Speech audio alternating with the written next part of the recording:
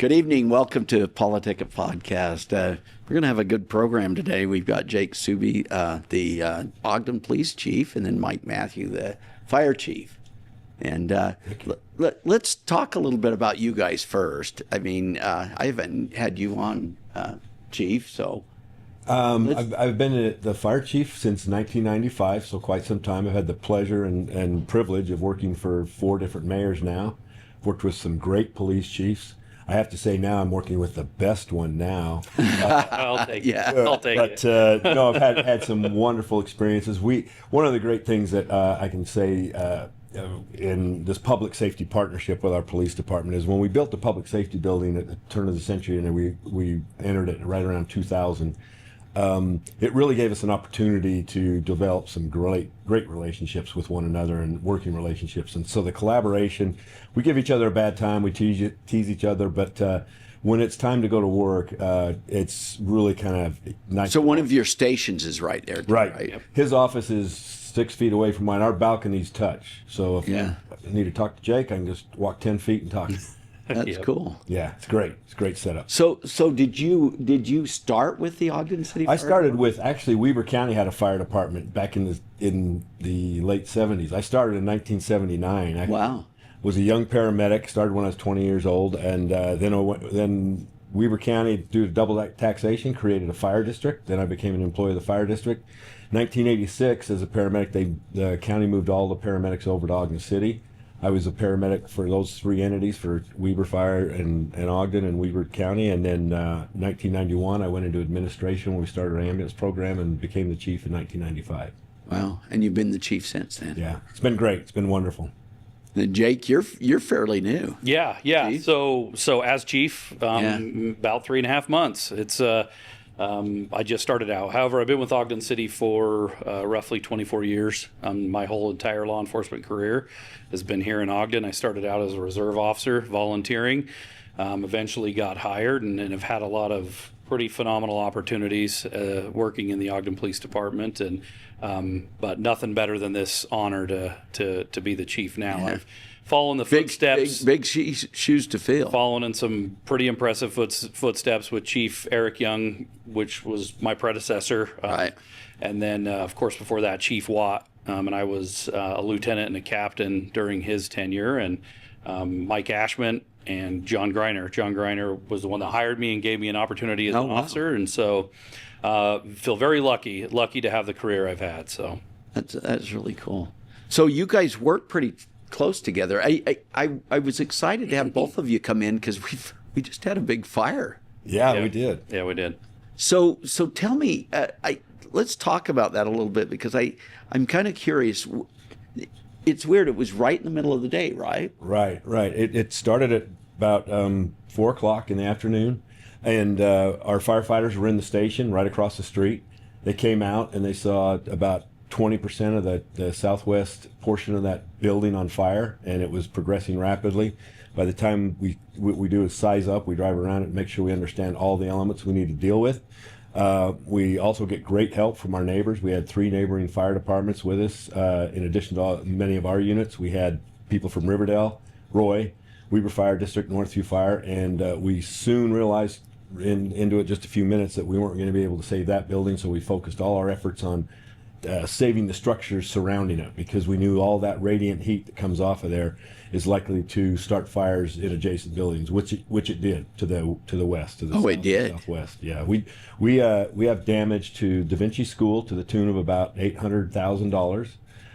We have damage to a building that I believe is going to be torn down. It's owned by the owner that's doing the apartment complex. That's the daycare center, the old Ernst building, if you remember them from years ago. Oh, yeah. There's damage to the roof there and to the soffit and fascia. And there was actually a daycare center in there? Yes, but it wasn't being used, but it used to be used. Oh, I see. Center. Okay. And then the IRS building, the Boyles building that was converted into an IRS building, sustained substantial roof damage from all the embers landing on it. Oh, wow. So it's So did that have to be?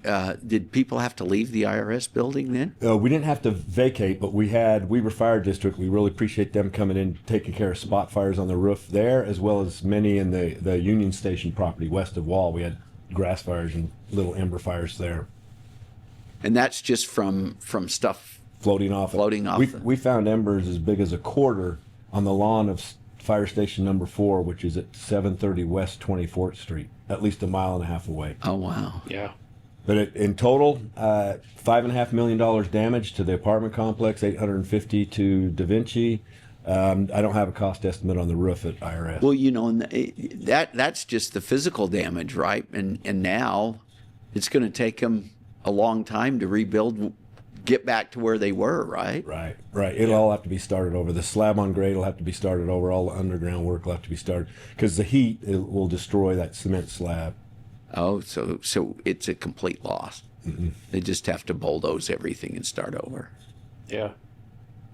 Yeah, and to that, the partnership that the fire department and the police department has, we know our role in law enforcement is to allow the fire department to go to work, because the key is we've got to save those structures and buildings around that building that's on fire, right? They have a real goal and responsibility of making sure that it doesn't spread, that it doesn't create that risk that we have to have evacuations. Law enforcement, we're going to respond out there and we're going to lock that scene down, right? We're going to make sure that the fire department can focus. So how far away do on their people have job. to be? On a fire like this, we want them a good block or two away. These put off immense amount of heat. There's a lot of, like, these floating embers. You never know which direction they're going to go. But the other big part of that for us is clearing the way so fire can go to work without a hindrance, that they don't have to dodge traffic, they don't have to deal with pedestrians moving around. So we're going to take an immediate active role in securing that area so that the fire department can go to work. That's critical at that point. On the peripheral side of that, we're going to call in investigators and start linking up with the fire marshal to start looking at, okay, what evidence do we need to look at? Because we don't know, is this accidental? Is it accidental or electrical or something in the structure that caused it? Or is there something nefarious? Do we have a potential arson? So we have back-end detectives and investigators are going to start looking at whatever we can to help the fire department, one, ascertain how it began or where it began, and then do we need to dig deeper into a criminal investigation? And so how long did it take to put all that out? Well, we had a fire watch on it all night long, Saturday night, Sunday morning. For the most part, it was out. It essentially burned out. We had to put the fires out to the adjacent buildings, but the fire itself, we knew we were going to lose it. We weren't going to stop it, and so we actually let it. Once it collapsed, all of that radiant heat kind of goes away because now it's a pile of rubble. But when it's still standing, I can tell you, like the one we had on 28th Street, if you talk to the Hertz Car Sales Peterson Group, felt terrible about them. They lost upwards of 15, 20 vehicles because that radiant heat just fried and melted the plastic and fried the paint, and it's extremely hot, and you got to get people away because they can actually suffer significant injuries from it if they don't stay away. We received damage to our vehicles. Because sometimes we have to get them so close to get our hoses close, then it gets so hot it'll melt plastic on the fire trucks. We have to repair those afterwards. Wow. And it did that in this case. Yeah, we lost 2 windows on our big truck, our tiller ladder truck. One on the rear, one in the front. 2 of them cracked. Just from the heat. It's a lot of heat. Yeah, it's pretty amazing. I bet you were glad when you hooked up the hydrant and found out there was actually water there, right? Yep. Well, that's another key partnership. That's another key partnership. Our public works are kind of the silent heroes. Our 911 dispatchers are silent heroes. That they're behind the scenes supporting us. But we had our public works down there that night. The other real difficulty we run into is we're putting a lot of water on that fire, and it's below freezing. It starts to freeze. Now you have ice rinks around the fire. Oh, you have the potential for injuries, and so we got our public works down there. They helped us out putting salt on the roadways and driveway areas so we could melt the ice away. Because slip and falls start to increase because it's just hazardous. It's difficult to fight a fire in the cold weather. Yeah, even though it's so hot, right? Yeah. So tell me, I'm kind of curious. You really couldn't put the fire out in the building? No, it moves too fast.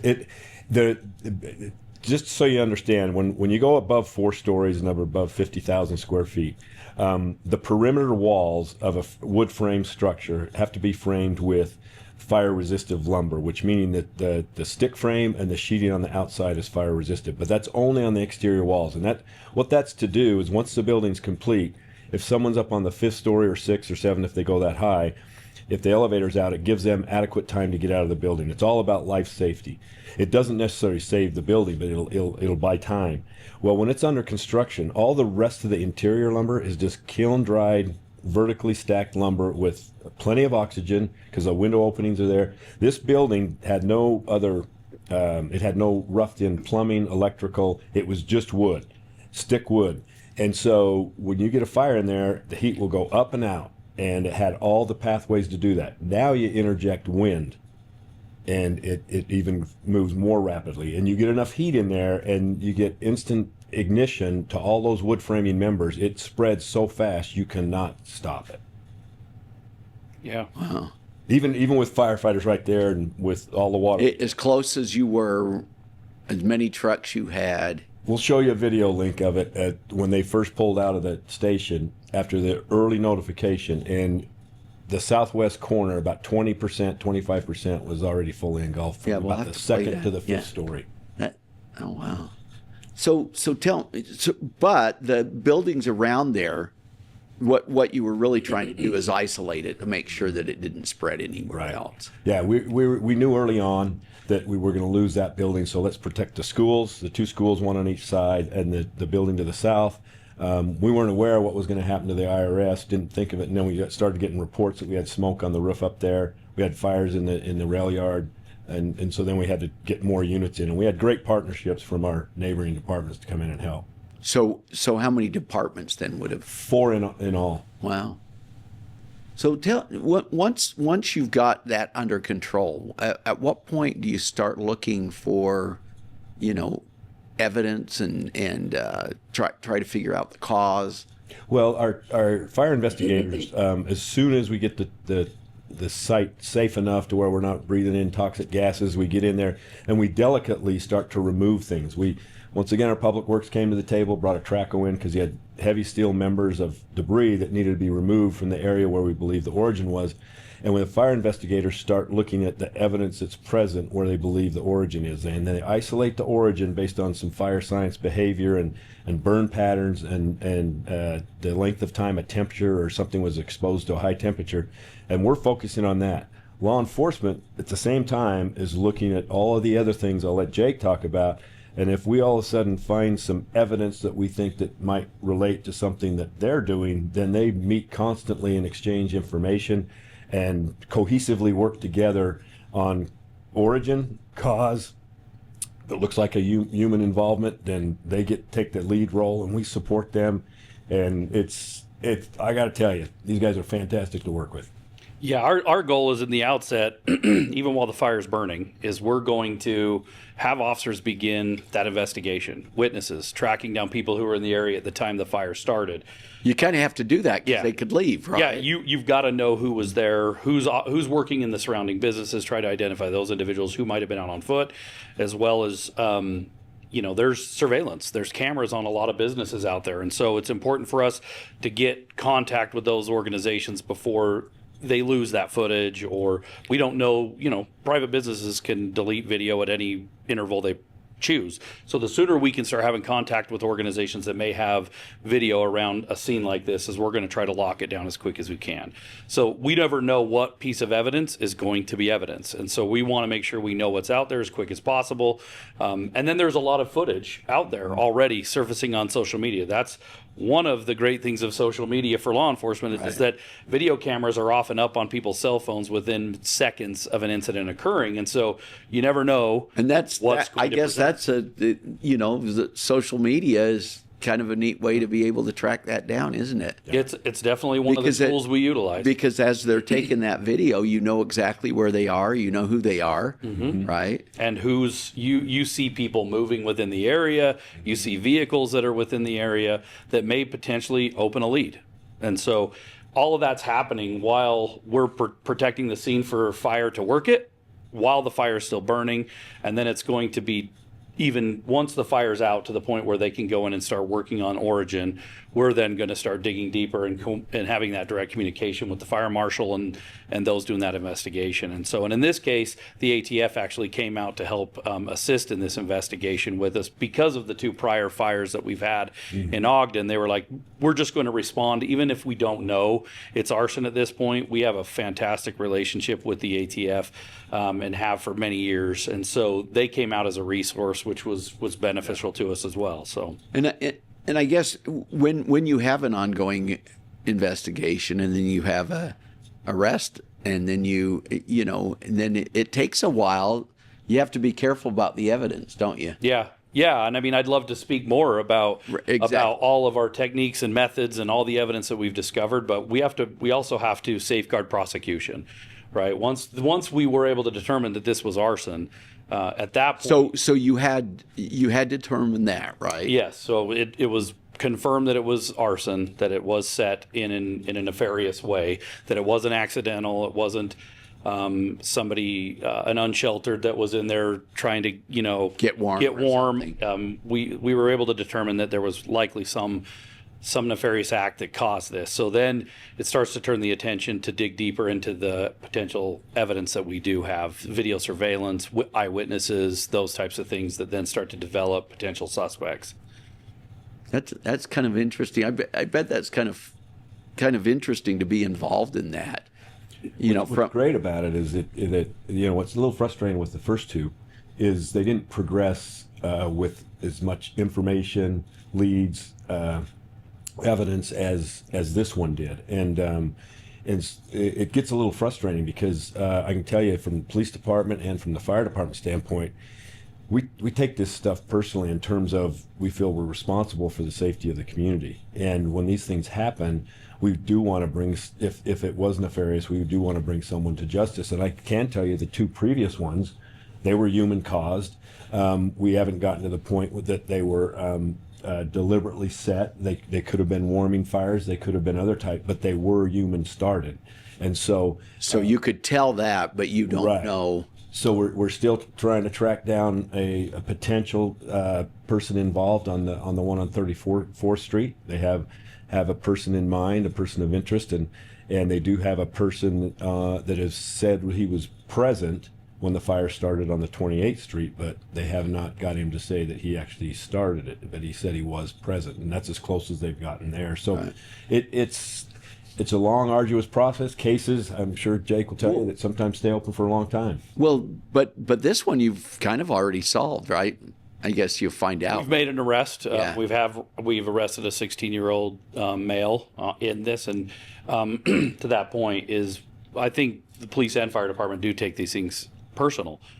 We do want to protect our community, and I'm obviously very biased, but I believe the Ogden Police Department is the best in the state. We have officers that are so driven and motivated to try to help our community and solve these cases. They put a lot of time and effort.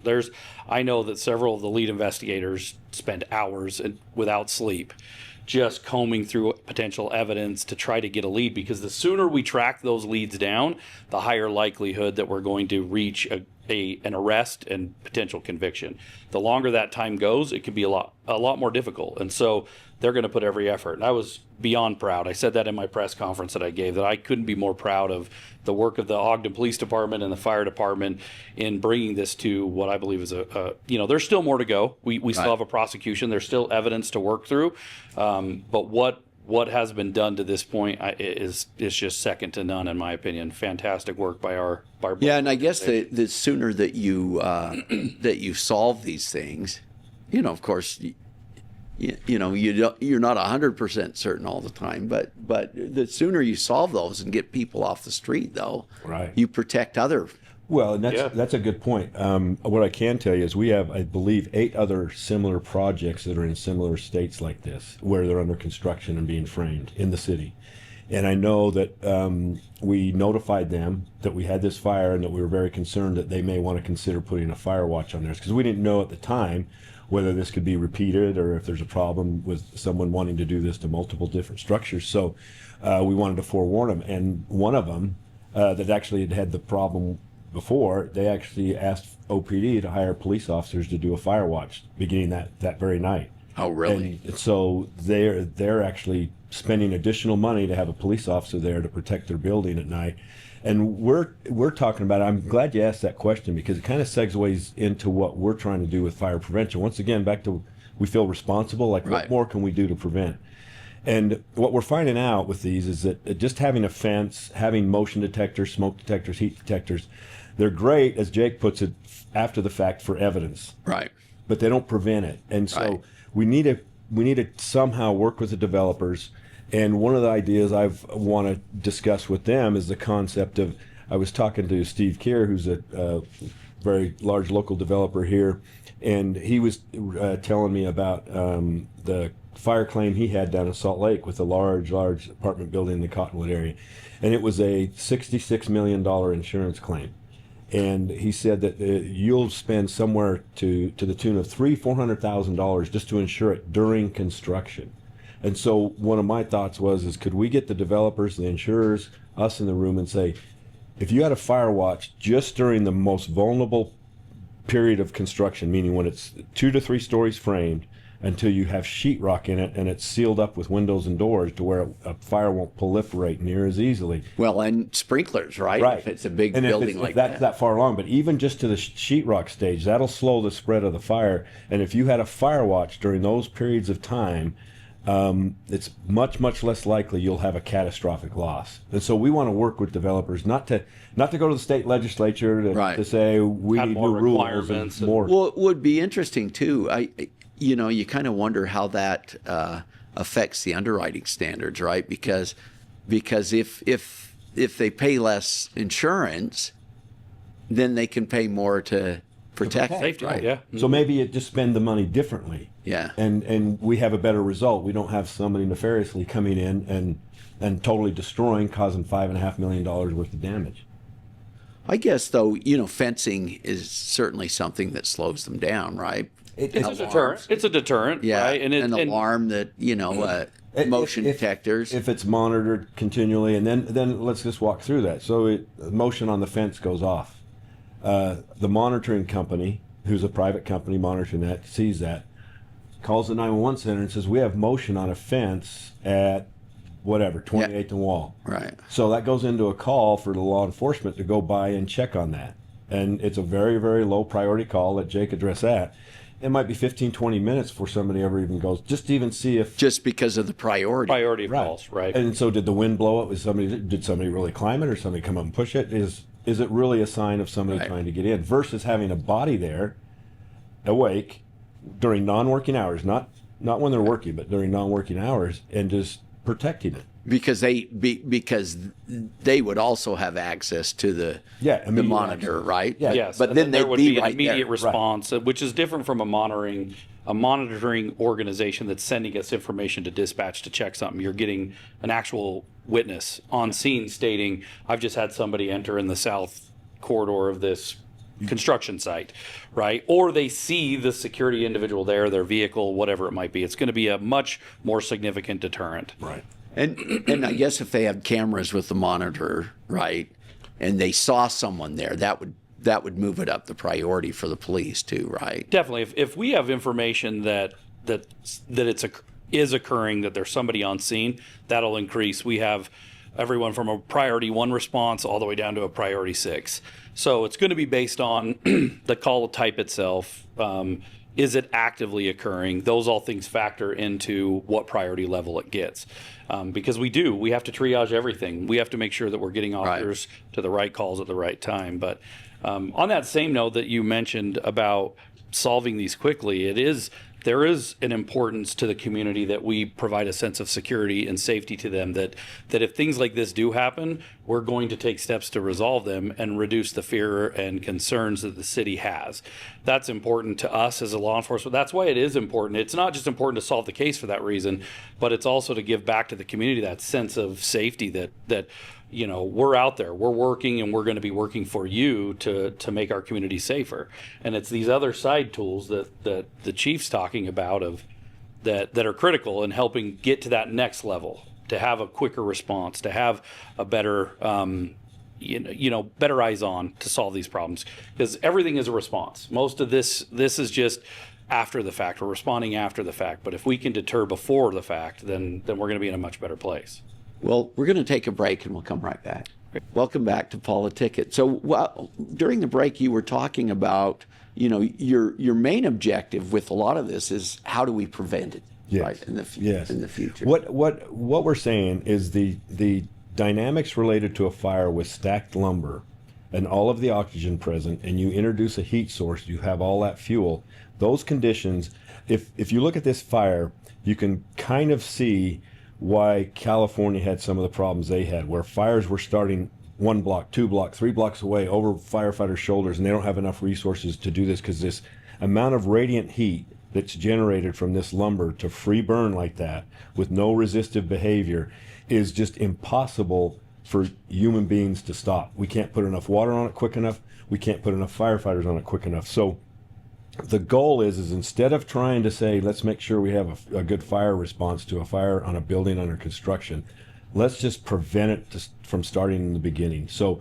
what is the best methodology to prevent anyone from coming in there, making sure even any construction equipment doesn't get out of control, like say a short in a wire or fuel being spilled and some ignition source being introduced? We know of one that's occurring. They said a plumber was using a real dull drill bit, was drilling through a hole, and it was so dull he was really just burning through the wood. Didn't really realize that, got off work, left. 2 hours later, inside this floor joist, it just smoldered for a period of time and then started at night. No, it went unnoticed for a number of hours and then burned the building down. So we need to prevent them. We need to prevent access. We need to prevent, because if somebody wants to burn one of these down, they will be able to, unless somebody's there to prevent them from getting in. And that's why the partnerships are critical. The fire department, police department have a fantastic partnership. We want to build that into the next level with these developers and these contracting companies that are building these structures, that we're all on the same team. We're all on the same side with the same goal in mind, right? Of preventing this from happening. And if we can all be in the same room and have that conversation, that's it. I mean, I will say on behalf of the police department, our goal is this type of activity does not occur in our city. That's my job as the chief, is so that the people that live, work, and play here in Ogden feel safe, that we have a police department that will tenaciously go after. But on the backside of that is this partnerships and these things that we have to do as real partners to solve it. That this isn't an adversarial meeting that we need to be in and point the fingers at individuals. It's how do we come into a room together to solve a problem. But I can tell you, the police department will come after you. We're going to be tenacious, and I think that shows in the fire this time, is that we took it personal, and our investigators took it personal. And you solved it. And we quickly. solved it very fast, and that's the message I want to send to the public, is that if you choose to come into Ogden and commit crimes like this, we're coming for you. You're going to get caught. We're coming for you. Yeah. And if you live, work, or play here in Ogden, we've got your back. We're going to protect you. We're going to do everything we can to make this a very vibrant, thriving city. That's cool. Now, I was going to ask you one last thing. You guys both have this jacket on, the Ogden Way. Mm-hmm. Yep. Is that some effort throughout the city to? Yeah, the mayor started this, and we think it's great. One of the things he did the other night in his State of the City address talked about. Yeah, I was there. That was quite an event. Yeah, how we were going to come together and have each other's backs, and we endorse that. We've done this always, but he wants it spread everywhere, whether it be within city workforce, whether it be community members. Anything we can do to help any community member be successful and succeed, it's our job to do that. We are servants. We're here to help them. We're here to please our citizens, and here to listen to them to see how we can improve on how we deliver services to them. We're in the people-pleasing business. That's cool. The Ogden Way. Yeah. Nice having you both on. Thank you for coming. Yeah, thank you. We'll see you guys next week. Thank you. Thank you.